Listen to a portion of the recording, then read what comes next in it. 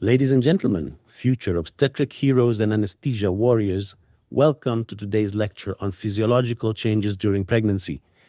I'm your host for this academic adventure, Dr. Haitham Mekawi, consultant in anesthesia and intensive care. Now, before we dive in, let me reassure you, yes, pregnancy is a natural state, but to the anesthetist, it sometimes feels like Mother Nature rewrote the physiology textbook overnight. Today, we're going to unpack how every organ system, from the heart that beats faster, to the lungs that breathe harder, to the stomach that insists on aspiring everything at the worst possible time, decides to upgrade itself in pregnancy. So buckle up, open your notes, and let's discover why anesthetizing a pregnant patient is equal parts science, art, and occasionally controlled panic. Now, before we start talking about physiological changes, let's ground ourselves with what pregnancy actually is. And for that, we borrow some wisdom from the World Health Organization. According to WHO, pregnancy is the state of carrying a developing embryo or fetus within the female body. In other words, congratulations, biology just turned into a 9-month Airbnb arrangement. Formally, it's the period from conception, when one lucky sperm beats millions of others in the greatest race on Earth, all the way until delivery, which usually takes about 40 weeks from the last menstrual period. That's 280 days of adaptation, system remodeling, and occasional drama, divided neatly into 3 trimesters. And just to make things official, WHO doesn't just stop at definitions. They use pregnancy status as a way to track health indicators worldwide, like maternal mortality and antenatal care. So, when we anesthetists say pregnancy changes everything, we're not exaggerating. Even the WHO agrees it's a whole body transformation project with a fixed deadline. All right, colleagues, let's move to the heart of the matter, anesthesia in pregnancy. Now, the pregnant patient is not just a normal adult with a bump. Oh no, she's a walking, talking physiological experiment with double the stakes. First, maternal physiological changes. Every organ system is busy adjusting, remodeling, and, in some cases, rebelling. Her heart pumps harder, her lungs work overtime, and her airway. Well, it decides to become a little more challenging just to keep us anesthetists humble. Second, fetal implications. Everything we do, every drug, every intervention echoes down to the fetus. It's like having a silent second patient who never signed the consent form but still judges all your choices. Third, there's the increased risk of aspiration and difficult airway. Pregnancy makes the stomach a high-pressure cooker and the airway a narrow, swollen tunnel. So yes, it's the perfect recipe for anesthetic nightmares. And finally, the importance of minimizing fetal drug exposure. Because while propofol may make mom sleep like a baby, it may also make the actual baby, well, too sleepy. So, as anesthetists, we're not just managing one life, we're balancing 2. Sometimes in very dramatic fashion. Now let's talk about the ASA physical status classification. Normally, this system ranges from ASA 1, the picture of health, to ASA 6, which is brain dead. But here's the twist. Pregnancy rewrites the rules. Even the healthiest pregnant woman gets a free upgrade to ASA 2. Why? Because Mother Nature decided that carrying a baby is already a mild systemic condition in itself. Think of it like frequent flyer status. You automatically move up a class just for being pregnant. So, ASA 1, forget it. It's not allowed in pregnancy. There's no such thing as a completely healthy pregnant patient. ASA 2, that's your healthy pregnant woman. No complications, just the physiological circus of pregnancy. ASA 3, here we see gestational diabetes or preeclampsia. The pregnancy adds drama. ASA 4, severe preeclampsia or major cardiac disease in pregnancy. These are the cases where anesthetists start sweating before even scrubbing in. ASA 5, moribund patients like pregnancy with multi-organ failure. Here, it's a race against time. ASA 6, brain dead, for example in organ donation during pregnancy. Pregnancy, as you know, is neatly divided into 3 trimesters, and each one comes with its own anesthetic plot twist. First trimester, 0 to 12 weeks. This is the fragile stage. The fetus is developing organs, so any drug exposure could be teratogenic. Add to that the joys of nausea, vomiting, and a higher risk of miscarriage, and you realize this is not the time to be scheduling elective liposuction. Second trimester, 13 to 27 weeks. Ah, yes, the so-called honeymoon period of pregnancy. Physiology is relatively stable, the uterus is not yet too big, and the fetus is well developed. If surgery must be done, this is the safest window for non-obstetric anesthesia. Think of it as the sweet spot where both mom and baby cooperate. Third trimester, 28 weeks to delivery. Now the drama ramps up again. The gravid uterus squashes the stomach and pushes on the aorta and vena cava, giving us increased aspiration risk and that dreaded aortocaval compression. To top it off, any surgical stress can trigger preterm labor. Basically, this trimester keeps anesthetists awake at night. So, if you ever wondered why anesthetists talk about trimesters like weather forecasts, it's because each stage brings its own set of storms. Before 2015, anesthetists and obstetricians lived by a simple alphabet when it came to drug safety in pregnancy. A, B, C, D, and the dreaded X. Category A, safe in pregnancy. These are the drugs that make us sigh in relief, like the teacher's pet of pharmacology. Categories B and C, here's where the gray zone begins. Animal studies might say yes, human studies might say no, or vice versa. Basically, it's the pharmacological version of maybe. Category D, clear evidence of risk to the fetus, but sometimes the benefit to the mother may justify the risk. Think of it as the use only if you really, really have to category. Category X, absolutely contraindicated in pregnancy. If you give these drugs, the fetus will not send you a thank you card. Now, this classification was replaced in 2015 by the Pregnancy and Lactation Labeling Rule (PLAR), which gives more detailed information rather than a single letter. Still, many clinicians remember these categories because they were simple, memorable, and just a little scary. So, while the alphabet system is officially deprecated, it remains a helpful teaching tool because everyone remembers the big red X. In obstetric anesthesia, we really only have a few techniques to choose from, but the choice can make all the difference for both mother and baby. First, neuraxial anesthesia, spinal and epidural. These are the gold standard for labor analgesia and cesarean section. Why? Because they provide excellent pain relief, allow the mother to remain awake for the birth, and avoid the risks of general anesthesia. Think of neuraxial anesthesia as our first love in obstetrics. It's safe, reliable, and preferred whenever possible. Second, general anesthesia. This is not our first choice, but sometimes we have no other option. If neuraxial anesthesia is contraindicated, say because of severe coagulopathy, infection at the puncture site, or maternal refusal, or if we face a true emergency like fetal bradycardia needing crash cesarean section, then general anesthesia is the life-saving fallback. The problem? Increased risk of aspiration, airway difficulties, and exposure of the fetus to anesthetic drugs. So, we keep it in our back pocket, but we use it with great caution. Third, local and regional blocks. These are more limited but very useful. For example, infiltration for perineal procedures or pudendal nerve blocks during episiotomy and repair. Simple, quick, and effective for focused pain relief.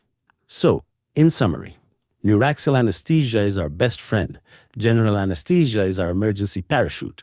Local and regional blocks are our quick fixes for small but important jobs. And that is how we classify our anesthetic toolbox in obstetric practice.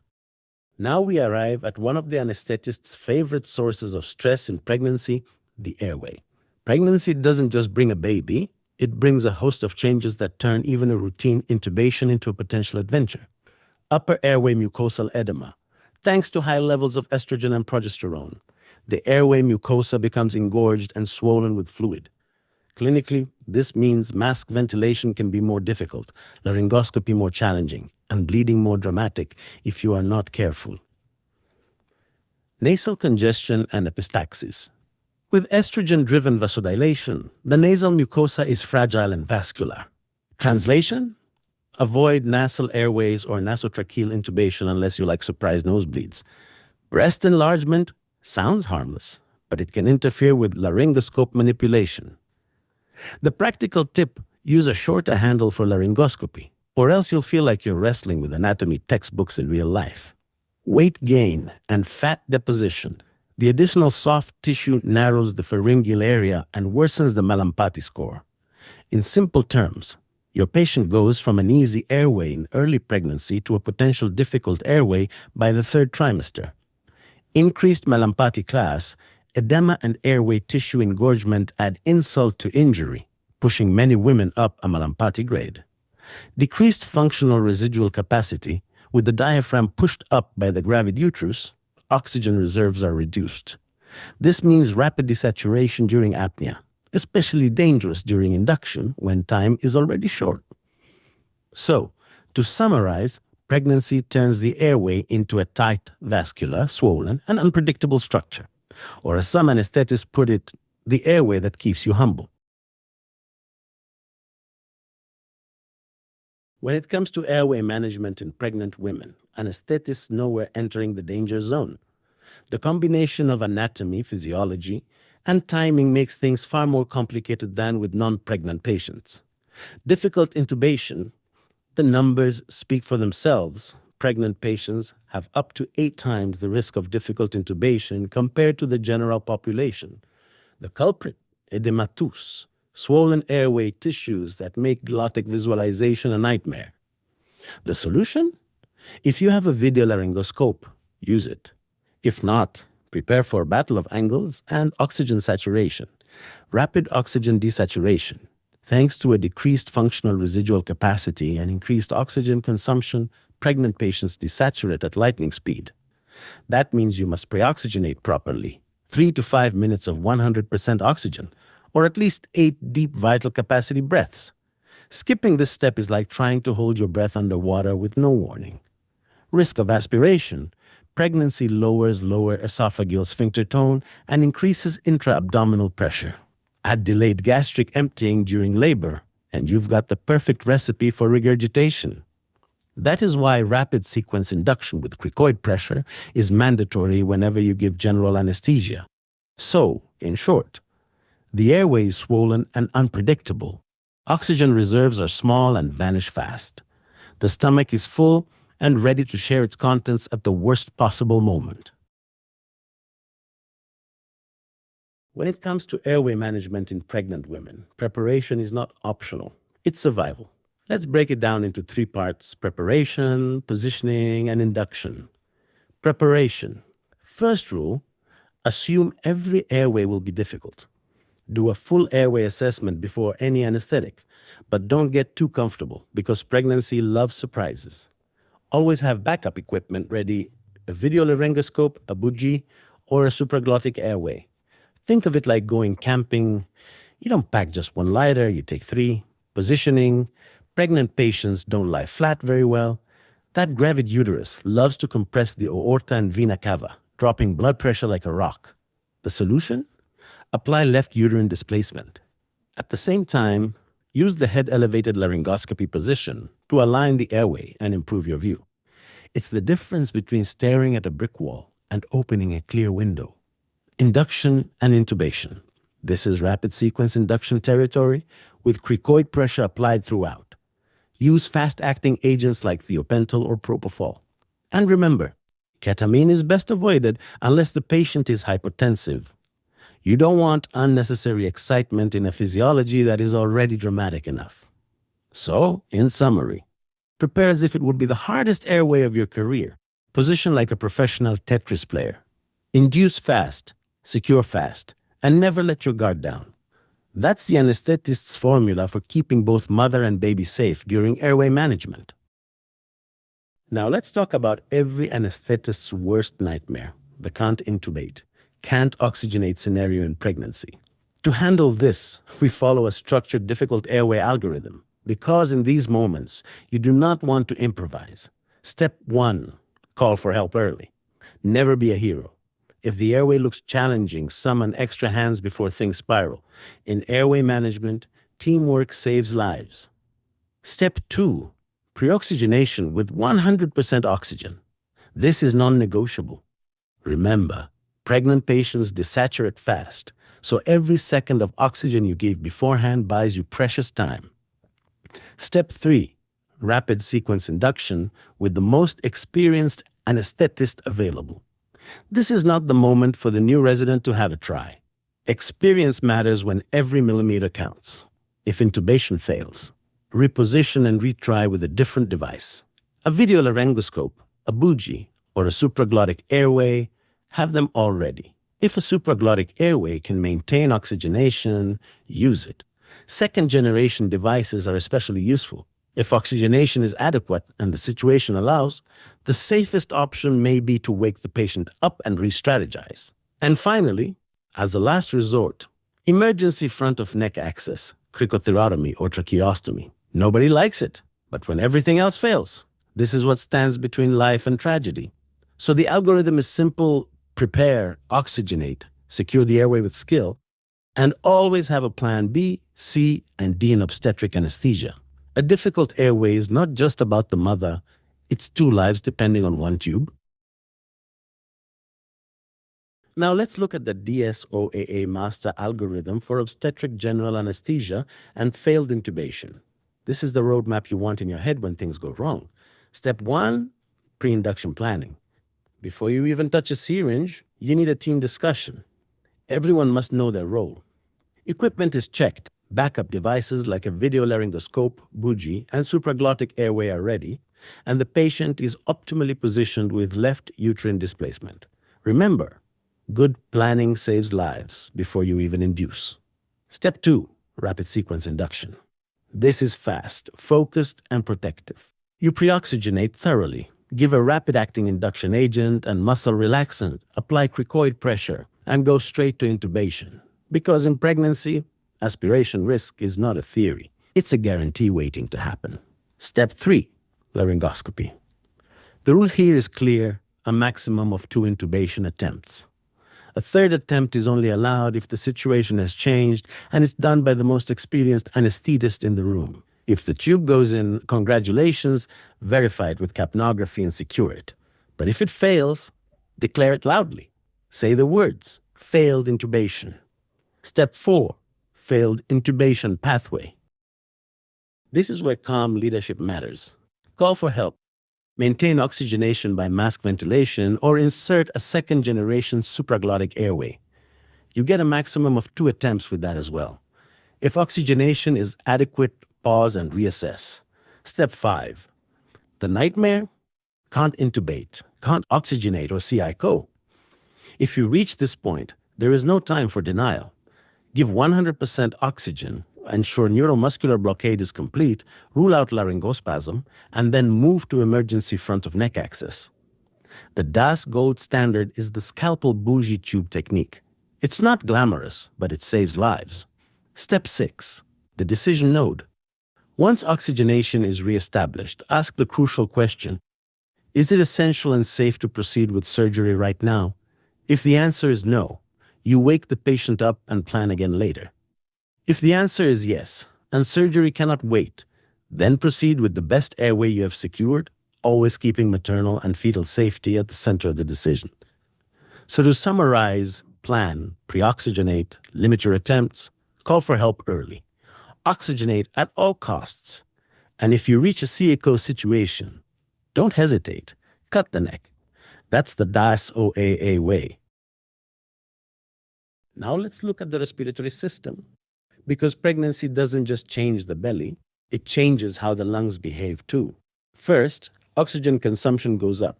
Why?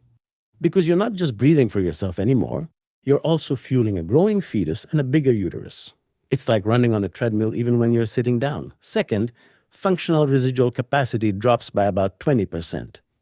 The big uterus pushes the diaphragm upwards, squeezing the lungs and shrinking the oxygen reservoir. That means desaturation happens frighteningly fast during apnea, one of the reasons airway management in pregnancy is so high risk. Third, the body tries to compensate by increasing minute ventilation and tidal volume. Progesterone stimulates the respiratory center, so pregnant women naturally breathe deeper and more frequently. It's their physiology's way of saying, "Don't worry, baby, I'll keep the oxygen coming." Finally, All this leads to a mild respiratory alkalosis. The arterial partial pressure of carbon dioxide more traps to around 30 mmHg. It sounds abnormal, but it's actually perfectly normal in pregnancy. It helps drive carbon dioxide more across the placenta from fetus to mother. So in summary, pregnant women breathe more, store less oxygen, and desaturate faster. For the anesthetist, this means preoxygenation is sacred. Apneic time is unforgiving, and every breath really counts. Pregnancy brings us a mild respiratory alkalosis, and like any good ripple effect, this doesn't stop at the lungs. It reaches right down to electrolytes. Let's break it down. Potassium. As hydrogen ions shift out of cells during alkalosis, potassium sneaks into the cells in exchange. The result? A mild hypokalemia. Not usually dramatic, but enough to matter in the setting of arrhythmias or muscle weakness. Ionized calcium. Alkalosis increases calcium binding to albumin, which means there's less free, active calcium around. Clinically, this can show up as neuromuscular irritability, even though total calcium looks fine. It's a classic lab values look normal, patient doesn't scenario. Magnesium. Magnesium levels can fall variably because alkalosis increases renal losses. Add the volume expansion of pregnancy and magnesium excretion gets even higher. So, think carefully about your eclampsia patients. You don't want to underestimate their magnesium balance. Phosphate. Respiratory alkalosis enhances renal phosphate excretion. So phosphate levels drop too, which can contribute to weakness and fatigue. Pregnancy really is a metabolic juggling act. Chloride. As bicarbonate is lost in compensation for the alkalosis, chloride reabsorption can be altered. The balance of chloride often shifts downwards in step with bicarbonate adjustments. So, the big picture is this: pregnancy-induced alkalosis suddenly reshuffles electrolytes. Potassium and calcium dip, magnesium and phosphate may fall, and chloride gets tugged along. It's like pregnancy is rewriting the body's electrolyte playlist, and anesthetists need to know every track. Now let's take those electrolyte shifts we just discussed and translate them into what they actually mean for us at the bedside. First, hypokalemia. Low potassium increases the risk of arrhythmias, especially dangerous if you're giving volatile anesthetics or beta agonists. It can also worsen muscle weakness or delay recovery from neuromuscular blockers. So yes, that small drop in potassium might turn into a big clinical headache. The message: monitor the ECG and serum potassium closely, particularly during labor analgesia or general anesthesia. Second, hypocalcemia. Low ionized calcium can present dramatically tetany, seizures, or even laryngospasm. It's especially important in eclampsia patients, many of whom are also receiving magnesium sulfate, which complicates neuromuscular function further. So don't dismiss it. Calcium balance matters. Third, hypophosphatemia. Low phosphate contributes to muscle weakness and makes weaning from ventilation difficult.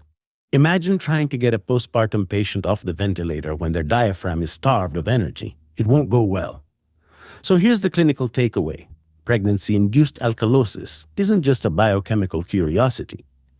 It changes potassium, calcium, and phosphate enough to affect anesthesia, muscle function, arrhythmia risk, and even ventilator management. As anesthesiologists and intensivists, we can't ignore these subtle shifts. They can turn into life-threatening complications in the wrong setting. Now let's talk about the gastrointestinal system, which in pregnancy becomes a constant source of reflux, heartburn, and anesthesia headaches. The key player here is the lower esophageal sphincter. Thanks to progesterone-induced smooth muscle relaxation, the sphincter tone decreases from the first trimester, and the effect gets worse as pregnancy progresses, especially in the third trimester when the gravid uterus adds extra pressure. The result: gastroesophageal reflux, heartburn, and increased aspiration risk. That's why so many pregnant patients carry antacids in their handbags, and why anesthetists worry about aspiration every time they induce anesthesia. From our perspective, this means reflux and GERD are not just uncomfortable, they're dangerous when you put the patient to sleep. Aspiration risk skyrockets during induction. The standard response is rapid sequence induction, especially in the second and third trimesters. Add practical measures: elevate the head, Pre-medicate with HMO blockers and metoclopramide, and always be prepared with suction. So, the anesthetic rule is simple: teen pregnancy. Assume the stomach is always full and the sphincter is always weak. If you don't, you may get an unplanned lesson in Mendelssohn syndrome. Pregnancy doesn't just stretch the belly, it rewrites the entire gastrointestinal playbook. And for anesthetists, that means one word: aspiration. First, lower esophageal sphincter tone drops. Progesterone relaxes smooth muscle, and from the first trimester onwards, the sphincter weakens. By the third trimester, with the uterus pushing the stomach upward, reflux is practically guaranteed. Acid reflux plus anesthesia equals the dreaded Mendelssohn syndrome. Second, delayed gastric emptying. In pregnancy, the stomach behaves as though it's always full.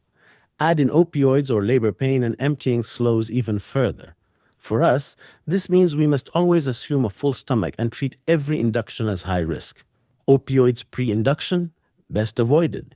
Prokinetics like metoclopramide can help if the patient is stable. And don't forget, sodium citrate, 30 milliliters, is your quick neutralizer before anesthesia. Third, increased gastric volume and acidity. This change progresses throughout pregnancy, so by the time you reach the third trimester, the stomach is both fuller and more acidic. Not exactly what you want sitting on top of a weak sphincter. Again, sodium citrate is a simple but effective tool here in elective settings. So the gastrointestinal rulebook in pregnancy is simple. The sphincter is weak, the stomach is full, the contents are acidic. And that's why every pregnant woman is considered an aspiration risk under anesthesia until proven otherwise, which they never are. Now, let's move on to the liver, because even though the pregnant woman's liver isn't growing a baby, it still changes its behavior in fascinating ways. Cause and timing. Throughout all trimesters, hemodilution and increased plasma volume change the way liver function tests look. It's not that the liver is lazy, it's just working under new conditions. Effects. Albumin decreases. This is simply dilutional, but it matters because less albumin means less protein binding for drugs. More drug stays free and active, which can increase potency. Alkaline phosphatase rises. But don't panic. This is mostly placental in origin, not a sign of cholestasis or bone disease. AST and LT remain unchanged. So if they go up, don't blame pregnancy, blame pathology. Vascular injury can occur, particularly at delivery, or in pregnancy complications like HELP syndrome or preeclampsia. Implications for us anesthesiologists. Adjust drug dosing for protein-bound drugs because their free fraction increases. Phenytoin is a classic example. Monitor hepatic function carefully in conditions like preeclampsia, HELP, and intrahepatic cholestasis of pregnancy. So, the liver in pregnancy is like a quiet backstage worker. It doesn't grab headlines, but it changes drug handling and becomes critically important in high-risk obstetric conditions. Now let's talk about immunity in pregnancy, the art of protecting the mother without attacking the baby. During pregnancy, the immune system is modulated, not suppressed. The body cleverly shifts from strong cell-mediated immunity, which would normally attack anything foreign, to a more humoral, antibody-driven immunity. Why? Because the fetus is essentially a semi-allogenic transplant, and the mother's immune system has to learn tolerance. Otherwise, it would reject the pregnancy. This balancing act, however, comes at a price. The mother becomes more susceptible to certain infections. Think influenza, listeria, and other intracellular pathogens. That's why vaccination and infection prevention are so important in antenatal care. So in simple terms, pregnancy teaches the immune system to play nice with the fetus, but in doing so, it lowers its guard against specific bugs. From an anesthetic and ICU perspective, this means that infection risks can be higher, illness can escalate quickly, and vigilance is key. Pregnancy doesn't only affect the heart, lungs, or liver, it also remodels the skeleton and muscles, almost like the body is preparing for a 9-month marathon followed by childbirth. First, joint laxity increases. Thanks to the hormones, relaxin and progesterone, ligaments loosen, making joints more flexible. Great for delivery. Not so great for stability, So don't be surprised if pregnant women feel clumsier or complain about wobbly knees. Second, lumbar lordosis develops. This exaggerated curve in the lower spine compensates for the growing abdominal weight. It keeps balance, but brings with it the classic complaint, lower back pain. Third, pelvic ligament relaxation. This is biology's clever way of widening the pelvis for childbirth, but it also means more strain and discomfort in the hips and lower back as the due date approaches. In short, pregnancy turns the musculoskeletal system into a flexible birth ready framework.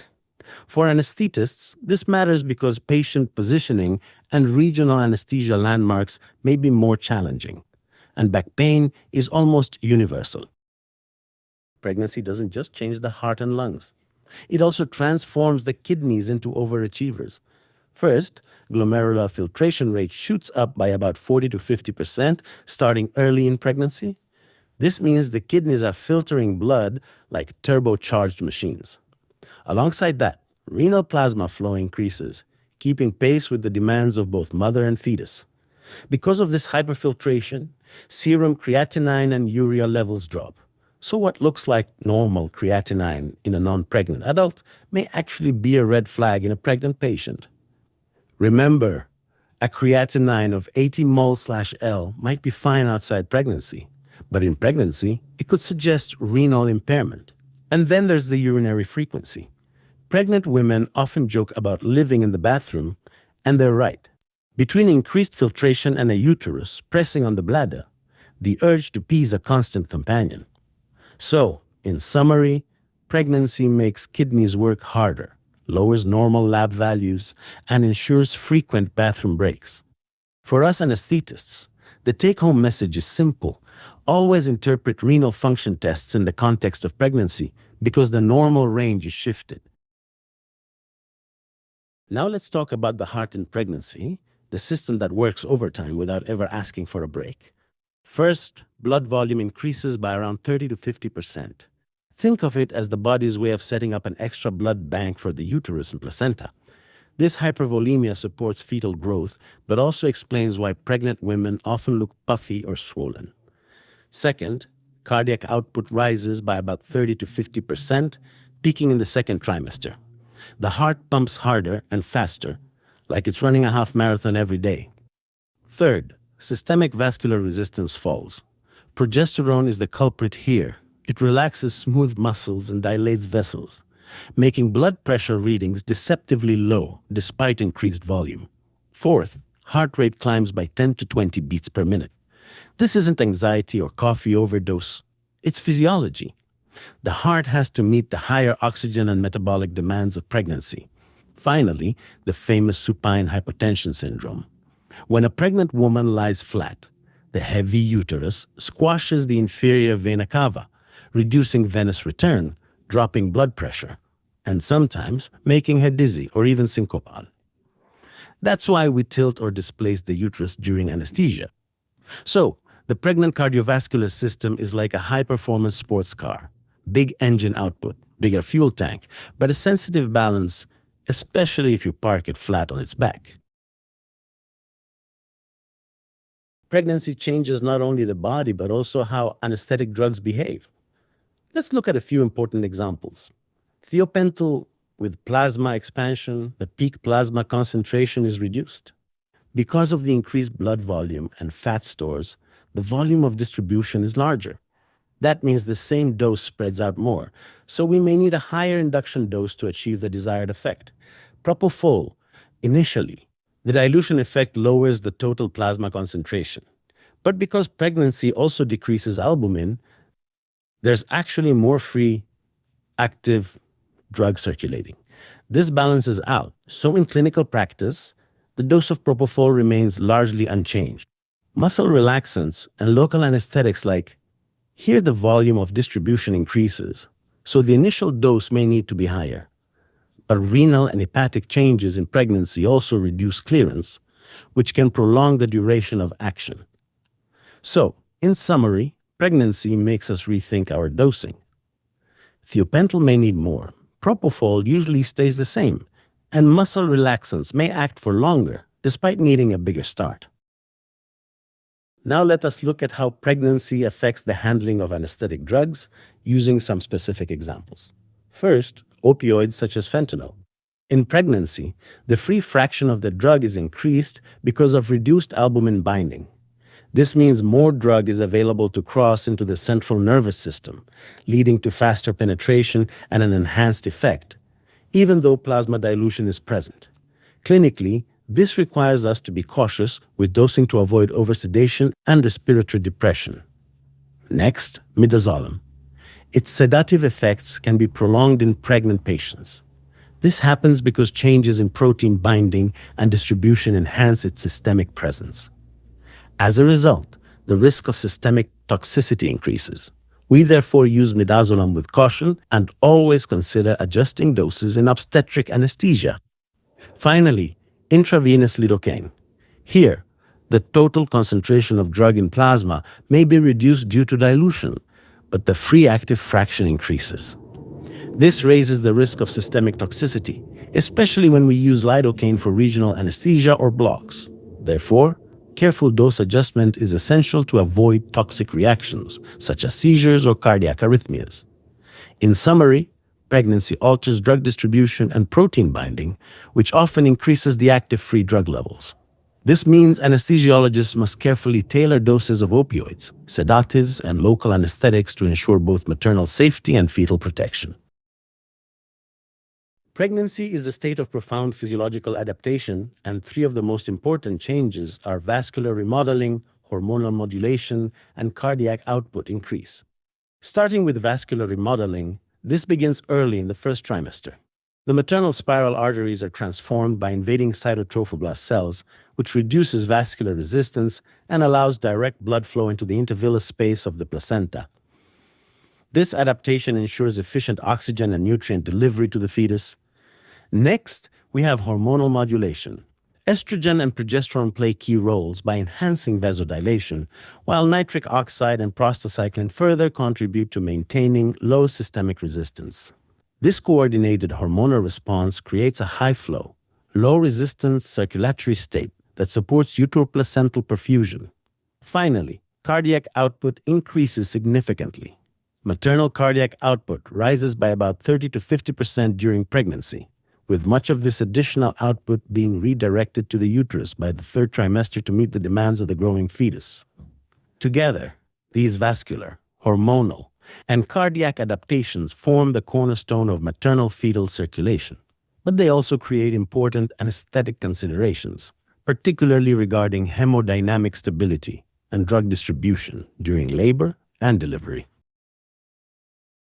Now let us discuss the clinical relevance of these physiological changes in pregnancy. First, uteroplacental insufficiency. Any disruption in normal maternal adaptations, such as preeclampsia, chronic hypertension, or placental infarction, can severely impair blood flow to the fetus. This can lead to fetal growth restriction, oligohydramnios, or even stillbirth. Second, anesthetic considerations. During regional anesthesia, especially spinal or epidural blocks, maternal hypotension is a common problem. This fall in blood pressure reduces uteroplacental perfusion and may compromise the fetus.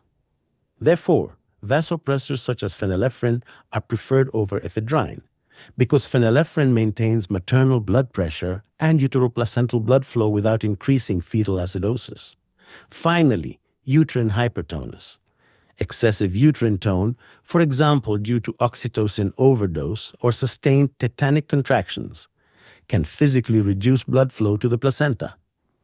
This may result in fetal distress and hypoxia. In summary, careful management of maternal hemodynamics, avoidance of uterine overstimulation, and timely use of vasopressors are essential for safeguarding both maternal and fetal outcomes during anesthesia in pregnancy.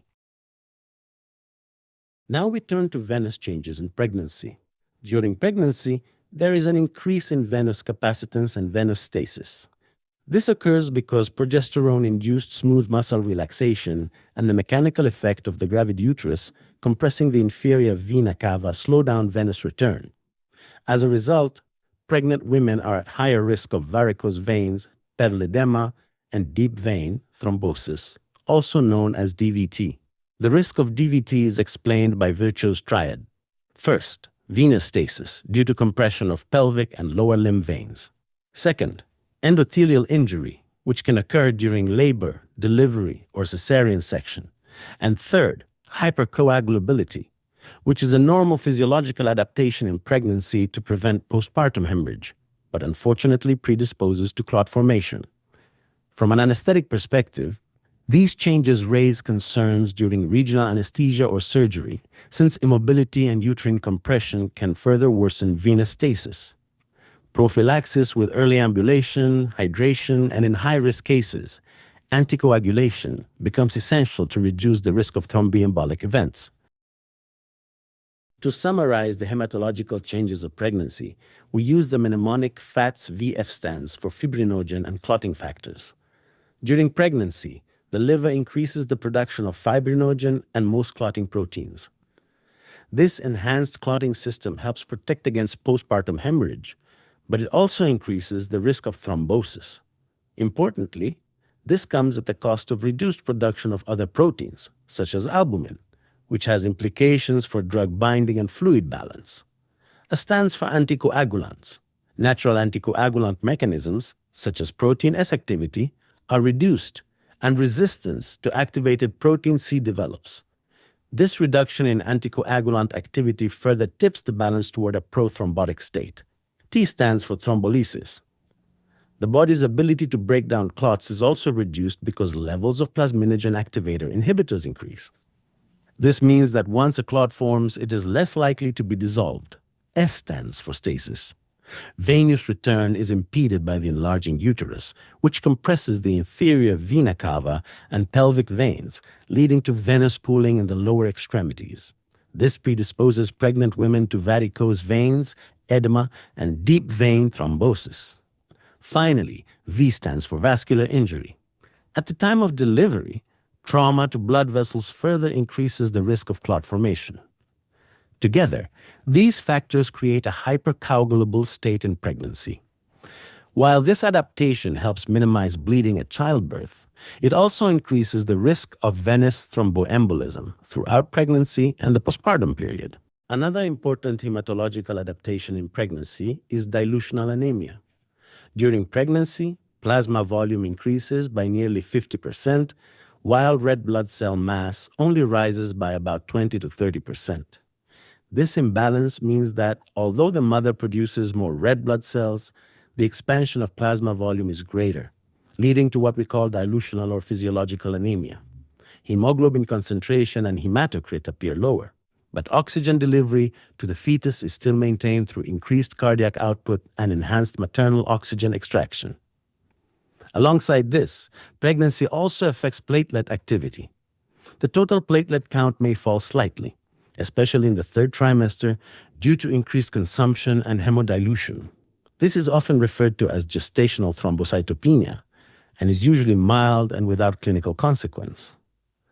However, the platelets that remain are more active.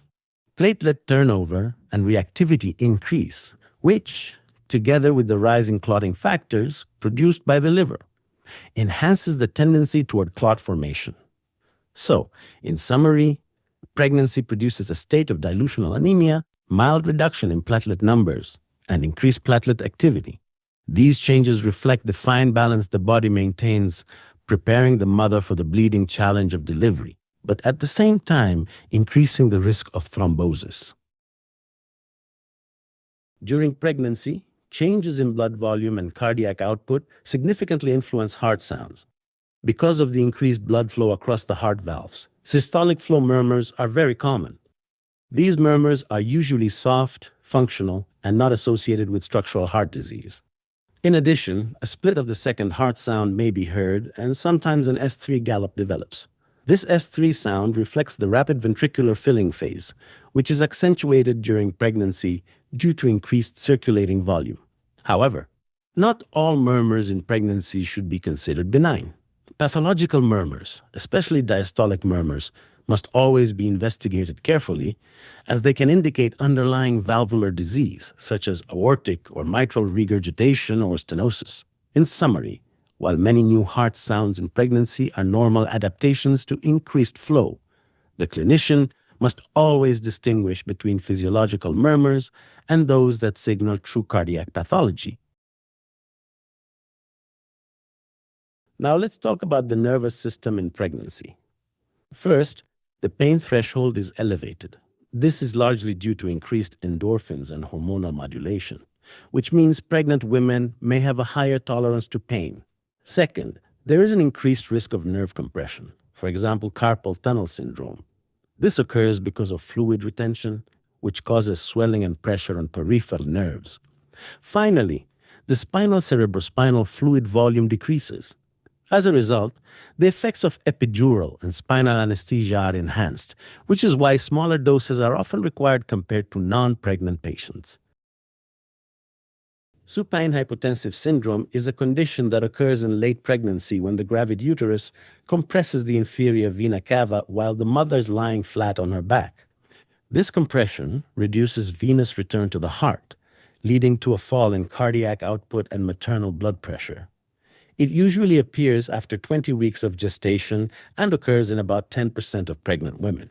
The symptoms can include dizziness, nausea, pallor, and hypotension. This is not only dangerous for the mother, but can also compromise uteroplacental blood flow, placing the fetus at risk of hypoxia. The management is simple but vital. Positioning the mother with a left lateral tilt of 15 to 30 degrees during surgery or delivery relieves the compression, restores venous return, and stabilizes both maternal and fetal circulation. When planning general anesthesia in pregnancy, we must account for significant maternal and fetal physiological changes that increase anesthetic risk. Preoperatively, fasting and aspiration prophylaxis are essential, using agents such as ranitidine or metoclopramide. After 20 weeks of gestation, left uterine displacement should be applied to prevent aortocaval compression. Airway preparation is particularly important, since Malampati score often worsens and difficult intubation is more likely. Consent should always include a discussion of fetal risk. Induction must be performed with rapid sequence induction because of the high risk of aspiration. Induction agents such as etomidate, propofol, and thiopental can be used safely, while ketamine is an option in hypotensive patients. Maintenance requires careful dosing. Volatile anesthetic agents may worsen dilutional anemia and increase bleeding risk, especially at concentrations above 1 minimum alveolar concentration. Therefore, the lowest effective dose should be used. Continuous monitoring of fetal heart tones is recommended if the fetus is viable. In summary, anesthesia in pregnancy demands meticulous preparation, airway vigilance, aspiration prevention, and balancing maternal safety with fetal well-being. In comparison with general anesthesia, regional anesthesia is considered the preferred technique for both labor and cesarean delivery. This preference is due to its safer profile for both mother and baby. Regional techniques, such as spinal and epidural anesthesia, keep the mother awake and conscious while avoiding the risks of airway complications and aspiration that accompany general anesthesia. Another major advantage is the minimal exposure of anesthetic drugs to the fetus, thereby reducing the risk of neonatal depression. However, there are specific considerations.